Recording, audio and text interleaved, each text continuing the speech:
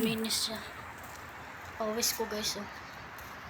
Imamap natin ngayon guys para matanggal yung dumi. Yan. Wala na yung tubig guys. Naumpisahan ko na pagmap doon banda. So ito na lang guys. Konti na lang. Matatapos na tayo. Yan. Grabe din pawis ko guys. Ayan pawis ko guys. Oh. Grabe. Pero matatapos rin tayo. O diba? Agwanta lang. Agwanta lang ta sa kalisod. Pero ang importante, guwapa lang gahapon, di ba? Yun ang pinakamahalaga guys sa mga OFW. Pag importante, guwapa lang gahapon bisag nagkalisod-lisod na sa trabaho. So sige guys, para imamap ko muna para pagkatapos na at makapagpahinga na rin. Dahil maglilinis pa tayo sa loob ng bahay.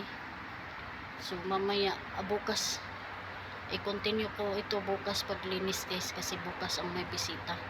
Ito kasi ang pinakamahirap linisin guys. Hakutin mo pa yung tubig, linisin mo pa, ganyan.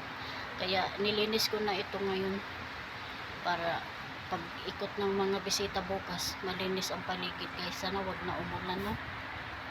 So sige guys, imamap ko muna to.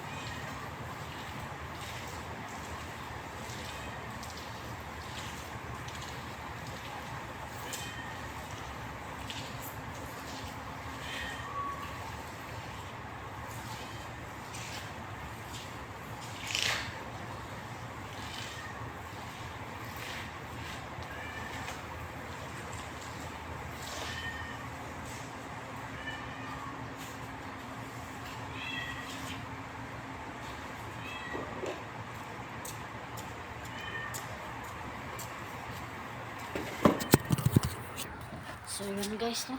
Tapos na. Namap ko na siya. So bukas ulit natin yan i-continue paglinis guys. Yung oras guys ay alas 10 na guys, no? Alas 10 na ng umaga. Grabe pawas ko guys, eh. Kaya na pag mga masisipag talaga pagpawisan, diba? So yun lang guys, dito na tayo nagtatapos. Yan, malinis na yung swimming pool. Wala ng tubig guys, no? Malinis na tingnan ang paligid. So yun lang guys, maraming salamat. Thank you for watching.